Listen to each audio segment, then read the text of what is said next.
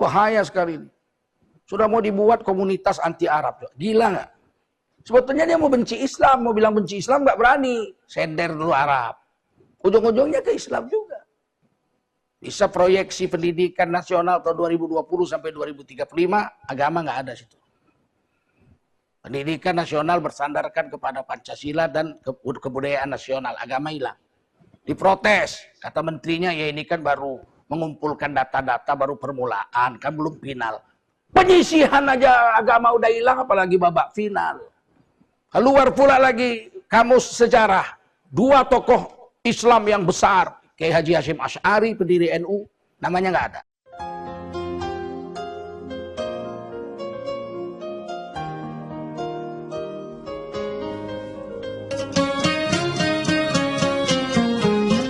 Para ulama, tuan-tuan guru, bapak-bapak, ibu-ibu, hadirin wal hadirat yang dimuliakan Allah SWT. Hari ini ada Egis Purnama. Ya, di zaman digital ini dakwah bisa disebarkan ke seluruh dunia. Mudah-mudahan semakin banyaklah umat Islam yang follow, subscribe media-media Islam daripada kita subscribe media-media maksiat. Paling tidak orang-orang yang menonton acara-acara agama hatinya berubah jadi lembut, mendapat hidayah dan semua pahalanya untuk orang-orang yang menyebarkan dakwah itu.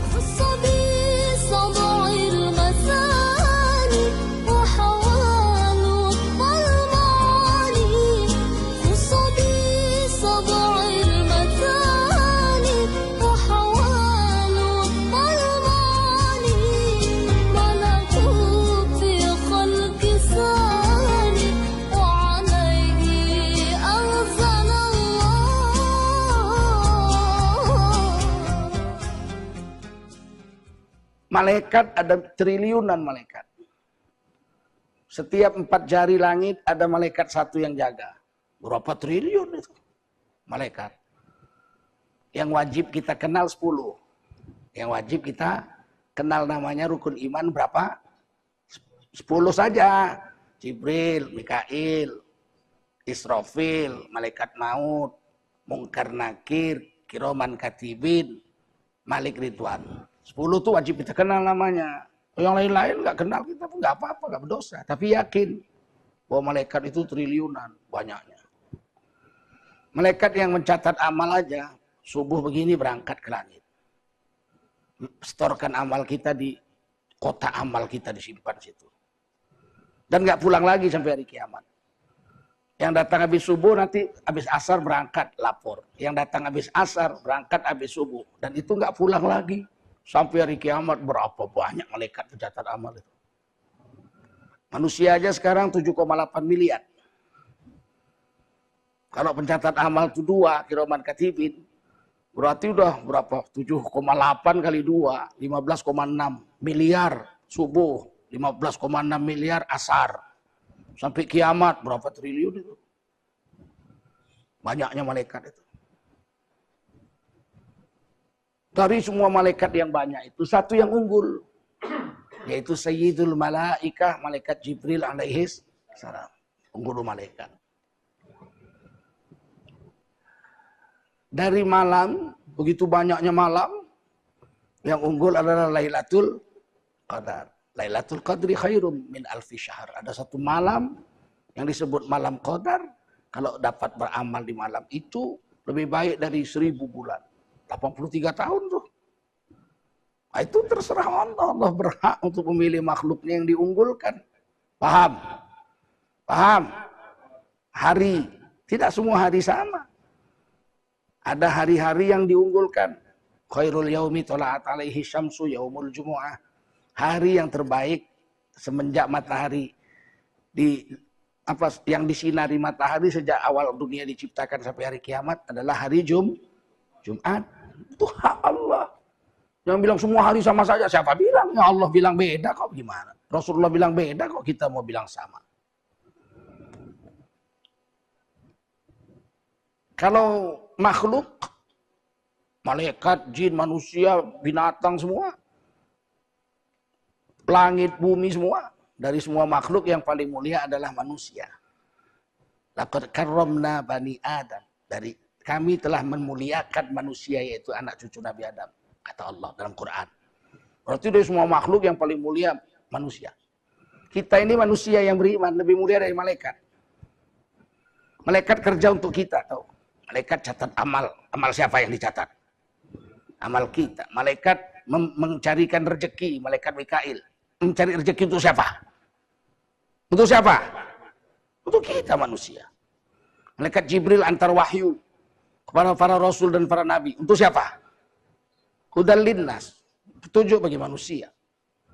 Kita ini jangan main-main kalau manusia beriman. Wala tahinu wala tahzanu wa antumul a'launa in kuntum mu'minin. Kamu jangan takut, jangan bimbang, jangan cemas, jangan ragu. Kamu itu derajatnya paling tinggi jika kamu benar beriman kepada Allah dan Rasulnya. Wa antumul a'launa. Kamu itu paling tinggi. You are in the highest position if you believe in God and the Prophet Muhammad sallallahu alaihi wasallam. Enggak main-main ini. Ini isim tafdil ini. Kalau bahasa Inggrisnya superlative tense, superlative form.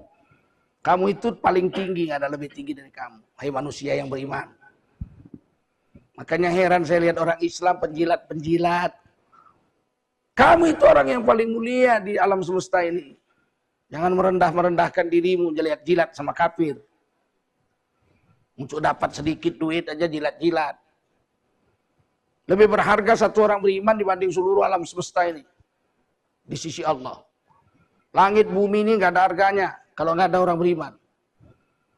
Kata Nabi dalam hadis Sahih Muslim, la taqumus sa'ah hatta la yabqa ala wajhil ardi man yaqulu Allahu Allah. Tidak akan datang hari kiamat. Sangkakala nggak akan ditiup. Selagi di atas bumi ini masih ada satu orang beriman yang mengucap dengan mulutnya Allahu Allah, Allah, Allah, Allahu Allah. Atau dalam hadis lain la ilaha illallah. Sekarang di dunia ini masih ada 1,9 miliar manusia, nggak mungkin kiamat terjadi. Tapi dalam hadis lain kata Nabi lagi, la taqumus sa'ah illa ala syirarin nas. Kiamat nggak akan datang kecuali hanya mengazab, menimpa orang-orang bejat aja. Orang-orang kafir. Masih ada orang beriman, Allah nggak kiamatkan dunia. Sebegitu harganya satu orang beriman di sisi Allah SWT. Nggak kiamat alam semesta ini masih ada satu orang beriman. Udah nggak tahu sholat, udah nggak tahu puasa, udah nggak tahu zakat, udah nggak tahu syariat Islam. Taunya cuma Allah, Allah, la ilaha illallah, itu aja taunya. Kalau marah, ya Allah. Kalau sedih, ya Allah. Kalau gembira, ya Allah. Cuman taunya itu aja. Kawan-kawannya nanya, kenapa kau ya Allah, ya Allah? Itulah Tuhan saya. Dari mana kau tahu? Dari kakek-kakek saya dulu kalau marah dia, ya Allah. Kalau sedih, ya Allah. Udah, saya ikut-ikut aja begitu. Cuman itu mutu imannya pun, kiamat nggak datang. Tapi ketika hari itu orang itu mati, itu orang kata Nabi tinggalnya di Padang Arafah. Ketika itu Padang Arafah sudah hijau. Pohon kayunya besar-besar, rumputnya tebal, air mengalir jernih. Dia sedang mengembalakan kambing, kambingnya ditangkap singa, dia berkelahi ngelawan singa itu, luka-luka, dan hari itu dia mati. Ketika hari itu dia mati, hari itu seluruh alam jagat raya dikiamatkan oleh Allah SWT.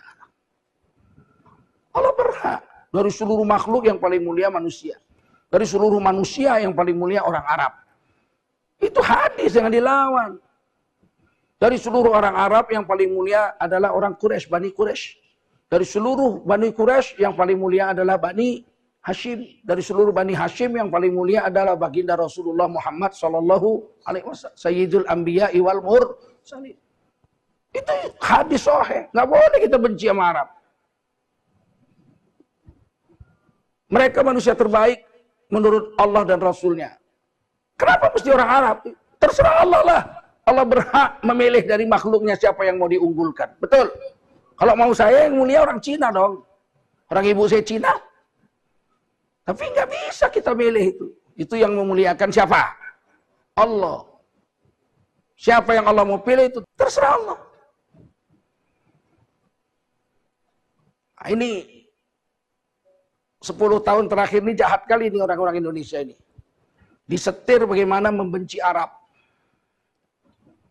Bahkan ada satu orang Suntuloyo di Jakarta sana mau membentuk organisasi anti Arab. Ku cabut kumis kau nanti baru kau tahu. Apa salahnya orang Arab? Pencuri tidak, ya enggak? Koruptor enggak? Lebih banyak koruptor orang Cina. Maling-maling triliun-triliun itu Cina semua. Bikin malu aku. Aku orang Cina, malunya bukan main aku. Asal maling triliun-triliun mesti Cina. Nggak ada orang Arab triliunan, nyolong terus lari ke Arab. Nggak ada. Kalau Cina berapa banyak, nyolong lari ke Cina. Edi Tanzil sampai sekarang nggak dapat tuh. Lari katanya ke Cina. Cina juga itu Edi Tanzil tuh. Kenapa yang dibenci Arab? Apa salahnya Arab? Kita nih nggak boleh nih yang dengar ceramah ini benci sama Arab. Rasulullah orang Arab, betul. Quran bahasa Arab, betul. Sholatmu pakai bahasa Arab, betul. Lughatul jannah, lughatul Arab. Bahasa surga adalah bahasa Arab. Kalian pikir bahasa surga nanti bahasa Tamil atau bahasa Cina? Hanya lu orang gitu. Sana bahasa Arab. Kok benci sama Arab sih? Apa salahnya orang Arab? Tidak ada salahnya orang Arab. Kalaupun ada orang Arab satu dua yang bejat, ya, dia lah yang bejat, jangan dibenci Arabnya. Betul? Berapa banyak Cina jahat? Nggak benci kita sama Cina. Aku nggak benci sama Cina. Aku orang Cina, mama aku kok. Tapi aku benci dengan kebejatannya. Kan benci sama orangnya. Ini bahaya sekali. Sudah mau dibuat komunitas anti Arab. Gila nggak? Kita aja nggak pernah bikin komunitas anti penjajah Belanda. Betul? Kok yang dibenci Arab menjajah Indonesia nggak pernah, betul? Ngerampok uang Indonesia nggak pernah, betul? Memperkosa mamamu nggak pernah. Kok benci sama Arab? Ini PKI ini. Sebetulnya dia mau benci Islam, mau bilang benci Islam nggak berani. Sender dulu Arab. Ujung-ujungnya ke Islam juga. Lihat perempuan pakai cadar, benci. Lihat perempuan pakai kerudung, benci ke Arab-Araban. Menggusur kebudayaan Nusantara. Kepala atuk kau. Itu ajaran Islam, betul? Kok menggusur budaya Nusantara? Kau aja gak setia dengan budaya Nusantaramu. Berani kau pakai pakaian tradisionalmu itu? Rapat di MPR, DPR sana coba. Pakai jasnya semua aku tengok. Betul? Enggak berani pakai pakaian tradisionalnya, pakailah coba. Aku tengok. Ini hari luar biasa kebencian terhadap Islam. Agama mulai dipinggirkan. Bisa proyeksi pendidikan nasional tahun 2020 sampai 2035, agama nggak ada situ. Pendidikan nasional bersandarkan kepada Pancasila dan kebudayaan nasional, agama hilang. Diprotes, kata menterinya, ya ini kan baru mengumpulkan data-data, baru permulaan, kan belum final. Penyisihan aja agama udah hilang, apalagi babak final. Tiba-tiba Presiden menandatangani PP, Peraturan Pemerintah, tahun 2021 ini, nomor 57. Pelajaran Pancasila dan pelajaran bahasa Indonesia hilang. Coba gilanya itu. Kata Menteri ya kita akan revisi. Nggak berhak Menteri merevisi, itu kan PP. PP itu naikin Presiden. Menterinya bisa dipecat, betul. Tapi ya itu, begitu. Begitulah kejadiannya. Agama disingkirkan dulu di proyeksi pendidikan, di PP-nya pelajaran Pancasila dan pelajaran bahasa Indonesia hilang. Keluar pula lagi kamus sejarah. Dua tokoh Islam yang besar, Kiai Haji Hashim Asy'ari, pendiri NU, yang menandatangani resolusi jihad untuk mewajibkan bangsa Indonesia seluruh Jawa berontak melawan Belanda yang membonceng kepada Inggris pada tanggal 10 November 1945. Beraninya orang-orang Indonesia waktu itu perang karena resolusi jihad yang ditandatangani oleh Kiai Haji Hashim Asy'ari. Namanya nggak ada. Kiai Haji Abdul Qahar Mudzakkir, ini seorang pemuda cerdas yang kuliah di Al-Azhar Mesir. Waktu itu Palestina masih merdeka, belum dijajah Israel. Palestina membuat seminar internasional ulama sedunia. Pimpinan seminar ketua umumnya adalah Mufti Palestina. Sekretaris jenderalnya adalah Abdul Kahar Muzakir, mahasiswa Indonesia yang cerdas ini. Keputusan seminar tahun 1944 ulama sedunia di Palestina mendukung kemerdekaan Republik Indonesia. Setahun sebelum Indonesia merdeka tahun 44, Palestina sudah mendukung Indonesia merdeka. Siapa yang tanda tangan di sekjennya? Abdul Kahar Muzakir. Kemudian dia pulang ke Indonesia tahun 44, dia bikin sekolah Universitas Islam Indonesia Yogyakarta bersama Muhammad Nasir. Berdirilah UII di Yogyakarta. Alasan mereka tidak akan bisa maju satu bangsa kalau nggak cerdas. Maka sebelum merdeka buat dulu universitasnya. Sehingga nanti kalau udah merdeka anak-anak kita dididik jadi sarjana-sarjana yang unggul. Tahu-tahu Abdul Kahar Muzakir nggak masuk namanya di kamus sejarah Republik Indonesia. Yang masuk 4 tokoh PKI. Seniplit masuk, Darsono masuk, Semaun yang memberontak tahun 48 masuk, DN Aidit yang bunuh jenderal-jenderal tahun 65 masuk. Alasannya apa ya? Bukan Hasyim Asy'ari bukan dihilangkan, cuman kan baru awal pengumpulan data-data ya namanya belum masuk. Babak penyisihan aja. Belum masuk gimana final masuk? PKI kok masuk 4 orang? Berarti yang buat otaknya PKI. Yang diingatnya PKI aja.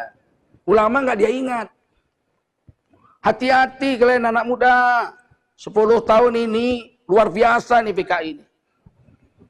Dan PDI Perjuangan pernah meminta ke DPR MPR untuk mencabut TAP MPRS nomor 25 tahun 1966 tentang pelarangan komunisme, ateis, dan Leninisme.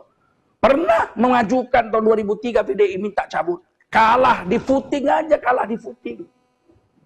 Itu jejak digital nggak bisa dibantah itu. Jadi memang sudah terstruktur begitu. Dibuat rancangan undang-undang HIP, haluan ideologi Pancasila, isinya ketuhanan yang berkebudayaan, bukan ketuhanan Maha Esa. Pancasila 5 mau diganti jadi Trisila, nanti ujungnya 1. Ekasila gotong royong. Agama hilang, kalau gotong royong berarti agama hilang. Dan kita tolak seluruh Indonesia. Akhirnya itu nggak jadi RUU HIP. Coba kalau kita diam aja. Masa bodoh aja kita dengan negara ini. Jadi apa negara ini? Tanpa agama. Sebelum rancangan undang-undang HIP ketuhanan berkebudayaan diajukan di DPR, sudah dibuat uji cobanya di Istana Negara. Diadakan Isra dan Mi'raj, pembacaan ayat suci Al-Quran oleh juara MTQ tingkat dunia, orang Medan, bapaknya kawan saya itu. Dibacakan Quran, surah Al-Isra ayat 1 sampai sekian, An-Najm ayat 1 sampai sekian, dengan membawakan lagu Qurannya langgam lagu Nusantara. Sudah jadi, sudah terjadi. Dibaca Quran di istana pakai lagu Jawa. Coba, jahatnya itu. Tidak pernah ada di dunia ini baca Quran pakai lagu daerah. Sempat boleh orang Cina nanti baca Quran lagu Cina. Kan jangan ketawa, ini udah kejadian. Apa kalian pikir ini tidak sengaja ini? Kebetulan. Ini sengaja, beruntun-beruntun. Sampai kemudian pelegalan minuman keras. Ditandatangani Presiden Perpres nomor 10 tahun 2021. Di 4 provinsi Bali, NTT, Sulawesi Utara, dan Papua boleh dicetak minuman keras sebanyak-banyaknya dan dijual sampai di kaki 5 boleh dijual. Sementara provinsi lain boleh jika gubernurnya memintanya. Kita protes. Dicabut oleh Presiden. Coba kalau kita diam aja. Gimana nasib cucu-cucu kita nanti depan masjid itu ada orang jual kamput. Jual tua. Nggak dibebaskan aja udah berapa banyak anak kita jadi pemabuk. Betul? Ini gila ini.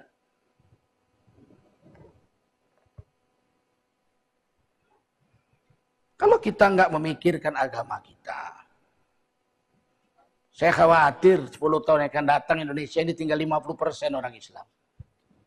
Merdeka dulu 75 tahun yang lalu 90% orang Islam Indonesia.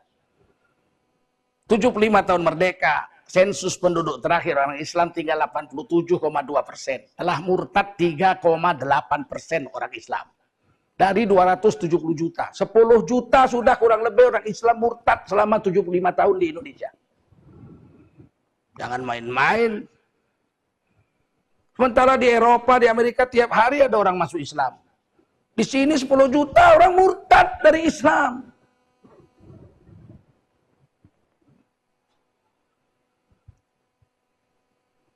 Kalau kita nggak jaga agama kita, saya tidak tahu bagaimana nasib ketika kita mati, anak cucu kita, cicit kita nanti. Spanyol dikuasai Islam 700 tahun, hampir. Begitu Islam terusir di Spanyol, 4 atau 5 tahun yang lalu saya ke Spanyol terakhir, saya tanya dengan orang besar di sana, berapa banyak orang Islam di Spanyol? Ketawa dia, dari 42 juta penduduk Spanyol, orang Islam cuma 50.000 orang. Tak sampai 1% pun. 42 juta, cuma 50.000 orang Islam di Spanyol. 700 tahun Spanyol dikuasai khilafah Islamiyah.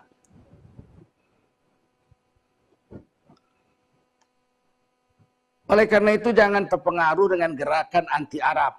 Yang ujung-ujungnya sebetulnya gerakan anti Islam.